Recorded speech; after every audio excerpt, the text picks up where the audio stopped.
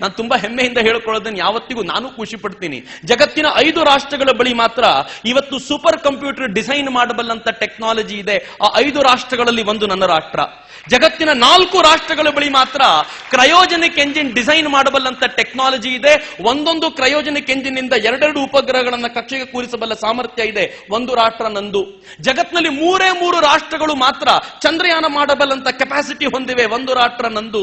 ಜಗತ್ತಿನಲ್ಲಿ ಅತ್ಯಂತ ಹೆಚ್ಚು ಬಟ್ಟೆ ತಯಾರಿಸೋ ಜಗತ್ತಿನ 2ನೇ ರಾಷ್ಟ್ರ ನಂದು. ಜಗತ್ತಿನಲ್ಲಿ ಅತ್ಯಂತ ಹೆಚ್ಚು ಧಾನ್ಯ ಉತ್ಪಾದನೆ ಮಾಡೋ ಜಗತ್ತಿನ 2ನೇ ರಾಷ್ಟ್ರ ನಂದು. ಜಗತ್ತಿನಲ್ಲಿ ಅತ್ಯಂತ ಹೆಚ್ಚು ವಜ್ರ ಕಟ್ ಮಾಡುವಂತ ಜಗತ್ತಿನ ನಂಬರ್ 1 ರಾಷ್ಟ್ರ ನಂದು. ಜಗತ್ತಿನಲ್ಲಿ ಅತ್ಯಂತ ಹೆಚ್ಚು ಹಾಲನ್ನು ಉತ್ಪಾದನೆ ಮಾಡ್ತಾ ಇರುವಂತ ಜಗತ್ತಿನ ನಂಬರ್ 1 ರಾಷ್ಟ್ರ ನಂದು. ಜಗತ್ತಿನಲ್ಲಿ ಅತ್ಯಂತ ಹೆಚ್ಚು ಇಂಜಿನಿಯರ್ಗಳನ್ನ ಪ್ರೊಡ್ಯೂಸ್ ಮಾಡಿ ಜಗತ್ತಿಗೆ ಎಕ್ಸ್ಪೋರ್ಟ್ ಮಾಡ್ತಾ ಇರುವಂತ ಜಗತ್ತಿನ ನಂಬರ್ 1 ರಾಷ್ಟ್ರ ನಂದು. ಜಗತ್ತಿನಲ್ಲಿ ಅತ್ಯಂತ ಹೆಚ್ಚು ಡಾಕ್ಟರ್ಗಳನ್ನು ಪ್ರೊಡ್ಯೂಸ್ ನಾವು ಮಾಡ್ತಿದ್ದೀವಿ. ಜಗತ್ತಿನಲ್ಲಿ ಅತ್ಯಂತ ಹೆಚ್ಚು ಡೆಂಟಲ್ ಡಾಕ್ಟರ್ಗಳು ಇಲ್ಲೂ ಪ್ರೊಡ್ಯೂಸ್ ಆಗ್ತಾರೆ. ಜಗತ್ತಿನಲ್ಲಿ ಅತ್ಯಂತ ಹೆಚ್ಚು ಚಿನ್ನ ಖರೀದಿ ಮಾಡೋ ಹೆಣ್ಮಕ್ಳು ಇರೋದು ಭಾರತದಲ್ಲೇ ರೀ. ಇನ್ನೆಲ್ಲೂ ಈ ಕೆಪಾಸಿಟಿ ಇಲ್ಲ.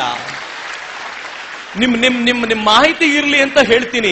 ಜಗತ್ನಲ್ಲಿ ಪ್ರತಿ ವರ್ಷ ಎಷ್ಟು ಚಿನ್ನ ಎಕ್ಸ್ಕವೇಟ್ ಮಾಡ್ತಾರೋ, ಎಷ್ಟು ಚಿನ್ನವನ್ನ ಡಿಗ್ ಮಾಡ್ತಾರೋ, ಅದರ 25% ಚಿನ್ನವನ್ನ ಭಾರತದ ಹೆಣ್ಮಕ್ಳೇ ಖರೀದಿ ಮಾಡ್ತಾರೆ. ಇನ್ಯಾರು ಖರೀದಿ ಮಾಡಲ್ಲ.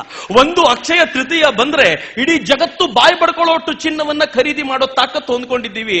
ಆದ್ರೂ ನಮಗ್ ನಾವು ಹೇಳ್ಕೊಳ್ತೀವಿ ಬಡ ರಾಷ್ಟ್ರದಿಂದ ಬಂದವರು ನಾವು ಅಂತ. ಪ್ಲೀಸ್ ಬಿಟ್ಬಿಡಿ. ಭಾರತ ಇವತ್ತು ಬಡ ರಾಷ್ಟ್ರ ಅಲ್ಲ.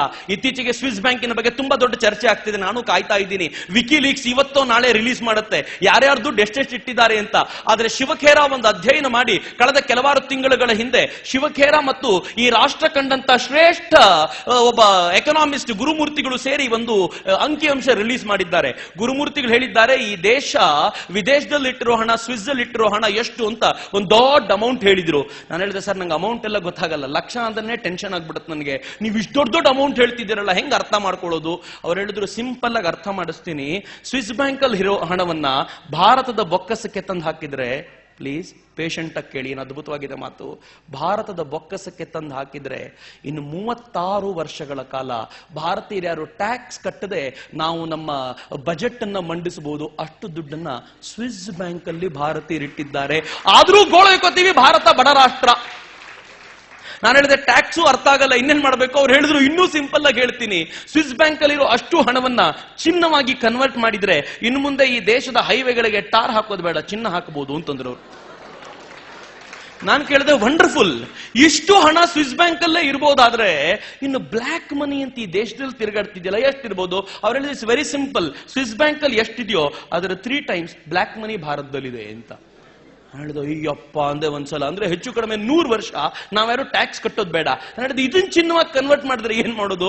ಅವ್ರು ಹೇಳಿದ್ರು, ನಿಮ್ ಮನೆಯಿಂದ ರಸ್ತೆಗೆ ಬರ್ತಿರಲ್ಲ, ಆ ತರ ಎಲ್ಲರ ಮನೆಯಿಂದ ರಸ್ತೆಗೆ ಬರೋ ರಸ್ತೆನೂ ಚಿನ್ನ ಮಾಡ್ಬೋದು. ಅಷ್ಟು ಹಣ ನಮ್ಮ ಹತ್ರ ಬ್ಲ್ಯಾಕ್ ಮನಿಯಾಗಿ ತಿರುಗಾಡ್ತಿದೆ.